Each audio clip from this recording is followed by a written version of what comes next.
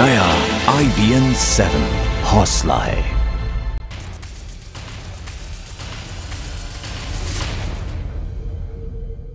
स्वागत है आपका। शुरू करते हैं हमारा खास बुलेटिन सारा देश 100 खबरें।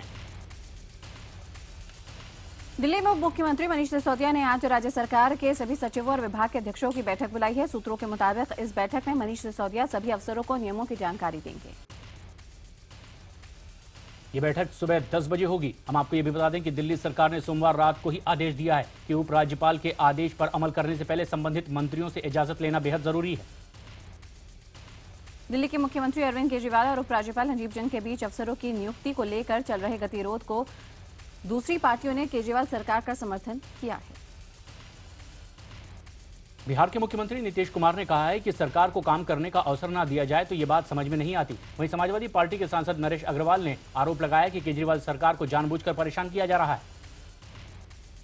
दिल्ली में केजरीवाल सरकार और उपराज्यपाल के बीच छिड़ी जंग मंगलवार को राष्ट्रपति भवन तक जा पहुंची। दिल्ली के मुख्यमंत्री अरविंद केजरीवाल और उप मुख्यमंत्री मनीष सिसोदिया ने राष्ट्रपति भवन जाकर राष्ट्रपति से मुलाकात की।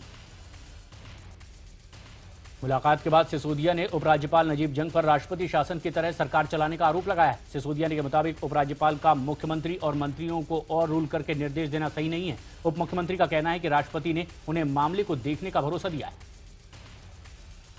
दिल्ली में अफसरों की नियुक्ति को लेकर चल रही उठापटक के बीच उपराज्यपाल नजीब जंग ने भी राष्ट्रपति और गृह मंत्री से मुलाकात की। सीएम केजरीवाल और डिप्टी सीएम मनीष सिसोदिया से पहले ही उपराज्यपाल ने राष्ट्रपति भवन जाकर राष्ट्रपति से मुलाकात की। इसके बाद उपराज्यपाल नजीब जंग गृह मंत्री राजनाथ सिंह से भी मिले हैं। उधर शकुंतला गैमलिन की नियुक्ति का विरोध करने पर नॉर्थ ईस्ट के लोगों ने केजरीवाल सरकार के खिलाफ प्रदर्शन भी किया। एलजी और केजरीवाल की जंग के बीच केंद्रीय वित्त मंत्री अरुण जेटली ने केजरीवाल सरकार पर हमला बोला। अरुण जेटली ने कहा कि केजरीवाल सरकार शासन चलाने के मामले में सिफर है और उसे सरकार चलाना आता ही नहीं।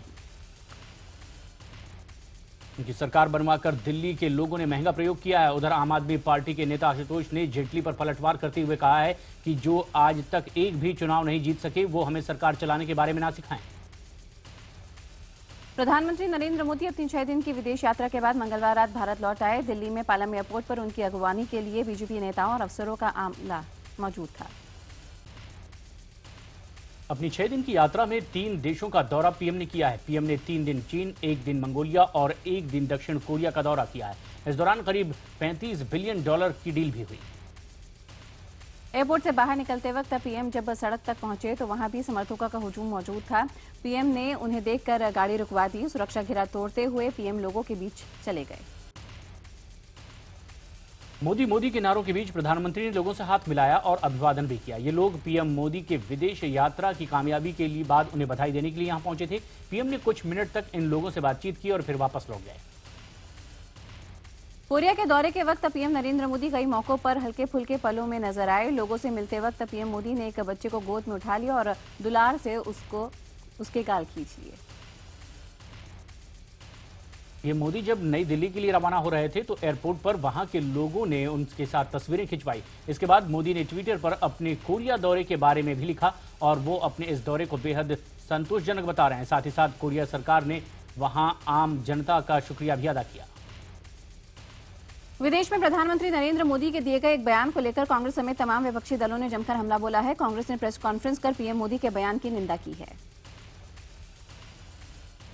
पूर्व केंद्रीय मंत्री और कांग्रेस के वरिष्ठ नेता कपिल सिब्बल ने कहा है कि देश के इतिहास में ऐसी घटना नहीं हुई होगी जहां देश का पीएम विदेश में जाकर कहे कि हमारा दुर्भाग्य है कि हम भारत में पैदा हुए। उधर जम्मू कश्मीर के पूर्व मुख्यमंत्री उमर अब्दुल्ला ने भी ट्वीट कर कहा है कि मेरा जन्म इंग्लैंड में हुआ है, मैंने भारतीय पासपोर्ट ही रखा है और प्रधानमंत्री मुझे कहीं भी अपना पासपोर्ट दिखाने में शर्म महसूस नहीं हुई। 26 मई को केंद्र सरकार का 1 साल पूरा होने वाला है और सरकार की नीतियों के खिलाफ कांग्रेस आज अपनी मुहिम की शुरुआत करने वाली है। कांग्रेस ने इसे कारपेट बॉम्बिंग का नाम दिया है। कांग्रेस के नेता ने पूरे देश भर में 200 से ज्यादा प्रेस कॉन्फ्रेंस करने की बात कही। इससे प्रेस कॉन्फ्रेंस के जरिए कांग्रेस बीजेपी नेताओं और मंत्रियों के दावों की पोल खोलना चाहती है। आपको बता दें कि बीजेपी के तरफ से भी अगले 10 दिनों में देश भर में 100 से ज्यादा प्रेस कॉन्फ्रेंस करने की तैयारी है। केंद्रीय वित्त मंत्री अरुण जेटली ने अपने ब्लॉग में यूपीए सरकार पर कड़ा हमला करते हुए कहा है कि वो पूंजीपतियों की घनिष्ठ सरकार रही है और उन्होंने कहा है कि पिछले सरकार के दौरान स्पेक्ट्रम नीलामी में 1 लाख करोड़ रुपए का घपला हुआ है। कोल ब्लॉक आवंटन के दौरान 2 लाख करोड़ का भ्रष्टाचार हुआ। उस सरकार के मंत्रियों के पास नीतियों को ठंडे बस्ते में डाले रखने के अलावा कोई काम नहीं था। लेकिन मोदी सरकार के 1 साल के कार्यकाल में भारतीय राजनीति के शब्दकोश से भ्रष्टाचार शब्द मिट गया है। अमेठी का दौरा कर रहे कांग्रेस उपाध्यक्ष राहुल गांधी ने एक बार फिर केंद्र सरकार पर बदले की राजनीति करने का आरोप लगाया और कहा है कि बीजेपी सिर्फ बदले की वजह से फूड पार्क को खत्म कर रही है। अमेठी में गांवों का दौरा करते वक्त राहुल गांधी ने एक दुकान में चाय पी और गर्मी में तरबूज का भी आनंद लिया। दरअसल राहुल गांधी मुसाफिरखाना के निजामुद्दीनपुर गांव से गुजर रहे थे, तभी सड़क के किनारे एक दुकानदार ने राहुल को रोक लिया। इस दौरान सड़क के किनारे बनी एक दुकान पर भी राहुल गए। उन्होंने वहां तरबूज खाया और उसके बाद चाय भी पी। हालांकि 5 मिनट रुकने के बाद राहुल का काफिला आगे के लिए रवाना हो गया। भोपाल में मुख्यमंत्री शिवराज सिंह चौहान के कार्यक्रम के दौरान अचानक बिजली गुल होने से हड़कंप मच गया। सीएम पिछड़ा वर्ग और अल्पसंख्यक विभाग के पुरस्कार वितरण समारोह में शरीक होने पहुंचे थे। पुरस्कार देते वक्त ही अचानक बिजली चली गई। हालांकि कुछ ही सेकंड में जनरेटर से बिजली का इंतजाम कर लिया गया, लेकिन इस दौरान सीएम का सुरक्षा दस्ता तो हक्का बक्का ही रह गया। कुछ देर के लिए शिवराज भी असहज हो गए। केदारनाथ की यात्रा इन दिनों अपने चरम पर है। रोजाना 2000 से ज्यादा तीर्थयात्री केदारनाथ धाम के दर्शन कर रहे हैं। केदारनाथ यात्रा को शुरू हुए अभी 1 माह भी पूरा नहीं हुआ है और तीर्थयात्रियों का आंकड़ा मंगलवार तक 38,410 तक पहुंच चुका है। हेलीकॉप्टर सेवाओं के जरिए यात्रा करने वालों की तादाद भी बढ़ती जा रही है। करीब 1000 तीर्थयात्री रोजाना हेलीकॉप्टर सेवा से केदारनाथ पहुंच रहे हैं। बद्री केदारनाथ मंदिर समिति यात्रा ने दोबारा पटरी पर पूरी व्यवस्था को लौटा दिया और इससे तमाम लोगों में उत्साह देखा जा रहा है। उत्तराखंड में सिखों के तीर्थ हेमकुंड साहिब के कपाट 1 जून से भक्तों के लिए खोल दिए जाएंगे। फिलहाल यहां सेना की कुमाऊं रेजिमेंट और गढ़वाल स्काउट्स एंड गाइड्स की team Hemkund Sahib management committee के साथ मिलकर वहां जमा बर्फ हटाने की कोशिश में है। राइबिन 7 आपको उस रास्ते की एक्सक्लूसिव तस्वीरें दिखा रहा है जो 15,000 फीट से भी ज्यादा की ऊंचाई पर मौजूद है। हेमकुंड साहिब के रास्ते में अभी भी 12 फीट से ज्यादा बर्फ जमा हुई है और साथ ही साथ पवित्र सरोवर का पानी भी जमा हुआ है। बद्रीनाथ नेशनल हाईवे पर गोविंद घाट के करीब 21 किलोमीटर की खाड़ी चढ़ाई है और इसके बाद हेमकुंड साहिब पहुंचना पड़ता है। राजस्थान के बाड़मेर में ऑयल गैस सर्वे के दौरान गैस लीक का मामला सामने आया। बाड़मेर के रावतसर में बेरीवाला ताला कैंप से 3 किलोमीटर दूर सर्वे कार्य की ड्रिलिंग चल रही थी। चश्मदीदों के मुताबिक ड्रिलिंग के वक्त अचानक गैस तेजी से लीक होने लगी। गैस लीकेज इतनी तेजी से हो रहा था कि उसकी आवाज 2 किलोमीटर तक सुनाई दे रही थी। फिलहाल जिला प्रशासन सहित केएन के अधिकारी ने भी मौके पर पहुंचकर जायजा लिया है। ड्रिल स्थल को 30 मीटर तक सीमेंट से भर दिया गया है। राजस्थान में पश्चिमी इलाके में आए आंधी तूफान की वजह से करीब 1.5 दर्जन से ज्यादा लोगों की मौत हो गई। राजस्थान के कई इलाकों में दिन में अंधेरा छा गया और लोगों को कार की हेडलाइट जलानी पड़ी। कहीं पेड़ गिर गए तो कहीं बिजली के पोल गिरने से बिजली व्यवस्था ही ठप हो गई। वहीं तूफान से बीकानेर और भरतपुर में 6 से ज्यादा लोगों की मौत हो गई है। इसके अलावा 6 लोग इसमें घायल भी हुए हैं। मीन में आंधी तूफान ने जमकर कहर बरपाया, जिसमें 6 लोगों की मौत हो गई। तेज आंधी में 4 मकान धराशाही हो गए और एक कॉलेज की दीवार टूट गई। इसमें 2 मासूम बच्चों की मौत हो गई, जबकि 1 दर्जन से ज्यादा लोग जख्मी हुए हैं। नागपुर में 47 डिग्री तापमान रिकॉर्ड किया गया है। विदर्भ के सभी शहरों में 45 डिग्री के ऊपर ही तापमान दर्ज किया गया और आने वाले 2 से 3 दिनों तक विदर्भ, मध्य प्रदेश, छत्तीसगढ़ समेत समूचे मध्य भारत में हीट वेव जारी रहने की आशंका जाहिर की है मौसम विभाग ने। दिल्ली सरकार ने अवैध कॉलोनी में रहने वाले निवासियों को बड़ा तोहफा दिया है। प्रदेश की कैबिनेट ने मंगलवार को अवैध कॉलोनियों के सीवर और वाटर डेवलपमेंट चार्ज में 80% की कमी कर दी है। ये शुल्क दिल्ली जल बोर्ड वसूलता है। कैबिनेट के फैसले के मुताबिक सीवर डेवलपमेंट फीस में 494 रुपए प्रति वर्ग मीटर से घटाकर 100 रुपए प्रति वर्ग मीटर इसे कर दिया गया है। इसके साथ ही मीटर और पानी के लिए चुकाए जाने वाला डेवलपमेंट चार्ज भी 440 रुपए से घटाकर 100 रुपए प्रति वर्ग मीटर कर दिया गया है। पटना एयरपोर्ट पर निकासी गेट से भीतर घुसने की कोशिश कर रहे केंद्रीय मंत्री रामकृपाल यादव की सुरक्षा कर्मियों से जमकर बहस हुई। केंद्रीय मंत्री बंगारू दत्तात्रेय को लेने पटना एयरपोर्ट पहुंचे। रामकृपाल यादव निकासी गेट से अंदर जाने की कोशिश कर रहे थे।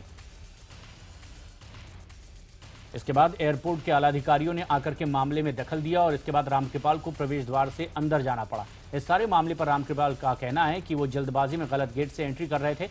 उन्होंने रोकने वाली महिला सुरक्षाकर्मी की सराहना भी की। झारखंड में अब ऑनलाइन एफआईआर दर्ज कराई जा सकेगी। इस ऑनलाइन सिस्टम का उद्घाटन प्रदेश के मुख्यमंत्री रघुवर दास करेंगे। शिकायत पर की गई कार्रवाई की जानकारी भी पुलिस ऑनलाइन देगी। मध्य प्रदेश के श्योपुर में एक गांव में भूसे के ढेरों में आग लग गई और तेज आंधी के कारण भीषण आग की लपटें पूरी गांव को अपनी चपेट में लेने लगी। गांव वालों ने आग बुझाने की कोशिश की, लेकिन वो नाकाम रहे।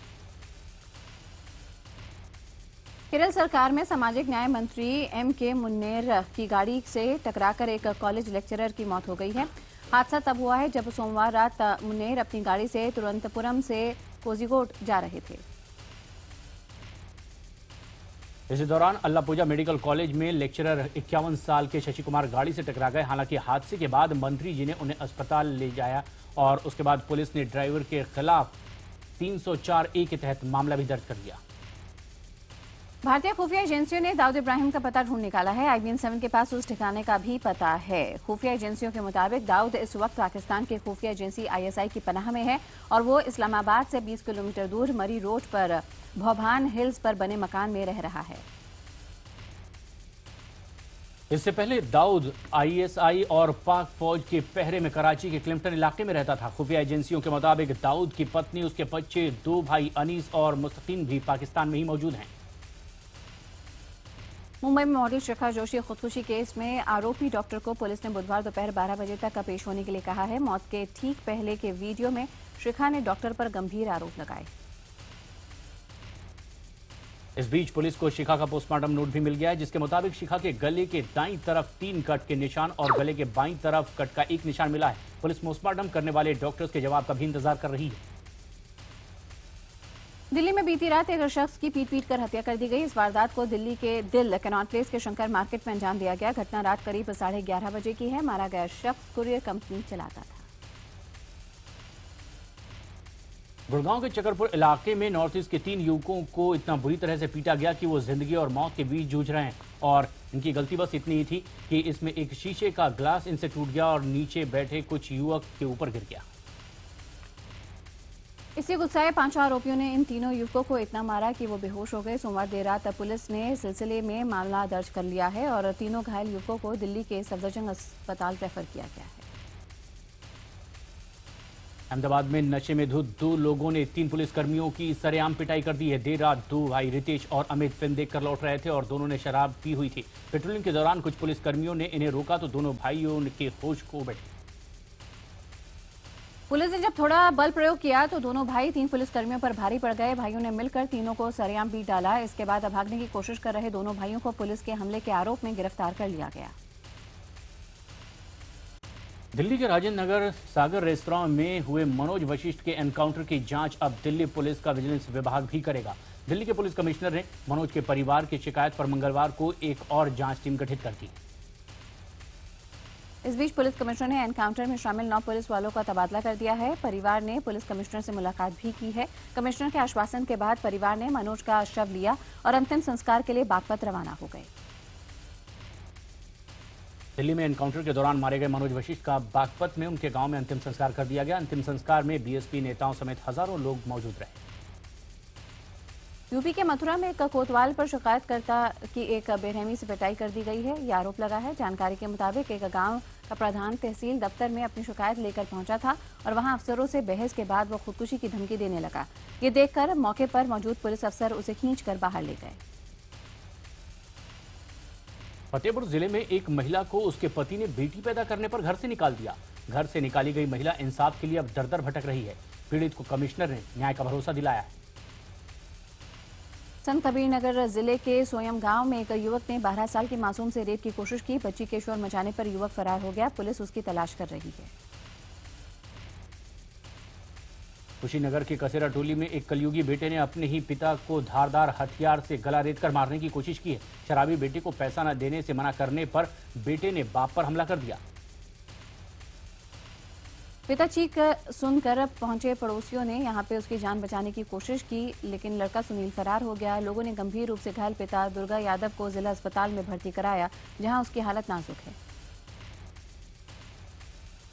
श्रावस्ती में प्रेमी युगल के शव पेड़ से लटके मिलने पर पूरे इलाके में सनसनी फैल गई है। सिरसिया क्षेत्र में समस्या की ये घटना है, जहां पर निर्माणाधीन पुल में ये दोनों काम करते थे।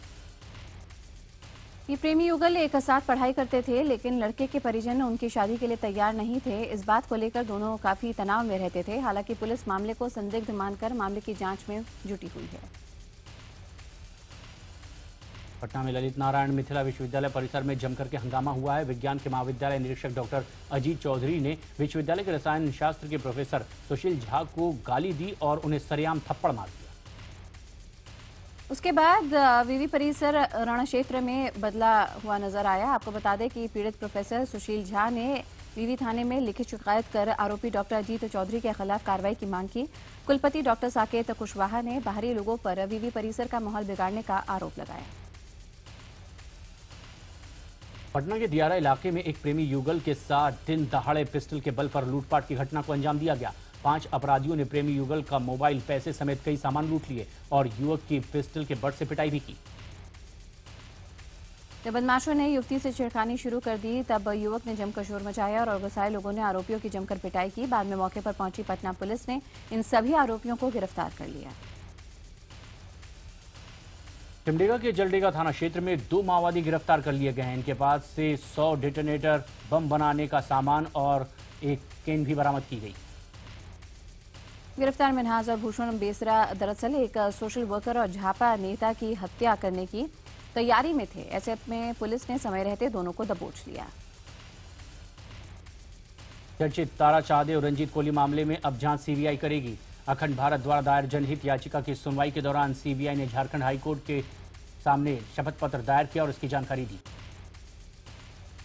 सीबीआई जांच की जानकारी के बाद तारा शाहदेव ने IBN 7 से खास बातचीत में कोर्ट के आदेश पर यहां पर खुशी जाहिर की है।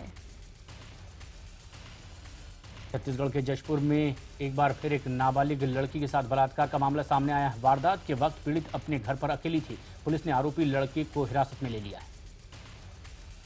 छत्तीसगढ़ के धमतरी शहर में पुलिस ने ट्रैफिक नियमों को तोड़ रहे 4 लड़कों को पकड़ने के बाद तुरंत रिहा कर दिया। ये चारों लड़के कार की खिड़की से अपना आधा शरीर बाहर निकालकर हंगामा कर रहे थे। पुलिस ने सिर्फ ड्राइवर के ही खिलाफ कार्रवाई की। शाहजहांपुर कलेक्ट्रेट में धरना स्थल के पास लेटने गए पति पत्नी पर होमगार्ड ने डंडों से हमला बोल दिया। हमले में दोनों जख्मी हो गए। पुलिस ने दोनों आरोपियों के खिलाफ केस दर्ज करके अब फरार होमगार्डों की तलाश शुरू कर दी है। बिजनौर में मानव रहित रेलवे क्रॉसिंग पर एक ट्रैक्टर ट्रॉली पैसेंजर ट्रेन से भिड़ गई, जिसमें 8 से ज्यादा लोगों की मौत हो गई। हादसे के वक्त ट्रॉली में 30 लोग सवार थे। कानपुर की एक ऑयल मिल में संदिग्ध परिस्थितियों में भीषण आग लग गई। आग इतनी भयानक थी, दूर दूर तक इसकी लपटें दिखाई देने लगी। दमकल की 1 दर्जन से भी ज्यादा गाड़ियां आग बुझाने में जुटी रही। कानपुर में समाजवादी पार्टी नेता सुरेंद्र मोहन अग्रवाल पर लाल बत्ती मिलने के बाद अपने स्वागत समारोह में लाखों रुपए खर्च करने का आरोप लगा। अग्रवाल को लघु उद्योग निगम का चेयरमैन बनाया गया। अयोध्या में रामलला के दर्शन करने जा रहे बीजेपी भाजपा प्रदेश अध्यक्ष लक्ष्मीकांत वाजपेयी ने पुलिस पर वायरलेस सेट पर अभद्र टिप्पणी का आरोप लगाया है। नाराज वाजपेयी दूर से ही रामलला को प्रणाम करके वापस लौट आए। करनाल में गेस्ट टीचरों पर लाठीचार्ज के बाद कैबिनेट मंत्री अनिल विज ने अपनी ही सरकार के खिलाफ हमला बोल दिया। विज ने ट्वीट किया है कि वो हरियाणा के कर्मचारियों पर पुलिस के कहर से बहुत आहत हैं। करनाल में लाठीचार्ज के बाद गेस्ट टीचर्स ने अब एक नया तरीका अपनाया है। हिसार में गेस्ट टीचर्स ने खून से वीएचपी नेता को पत्र लिख करके धर्म परिवर्तन की धमकी दी है। तो वहीं भिवानी में गेस्ट टीचर्स ने बीजेपी विधायकों पर घूस मांगने का आरोप लगाया है। राजस्थान के दौसा में अस्पताल की लापरवाही के चलते एक महिला को सड़क पर ही बच्चे को जन्म देना पड़ा। अस्पताल पहुंचने पर महिला को कह दिया गया था कि अभी बच्चा होने में काफी वक्त है। जम्मू कश्मीर के शोपियां में सेना और आतंकियों में मुठभेड़ जारी। मुठभेड़ में रात को 2 सैनिक जख्मी हो गए। बताया जा रहा है कि आतंकी एक घर में छिपे हुए हैं और सेना ने इलाके को घेर लिया है और आतंकियों के साथ गोलीबारी लगातार जारी है।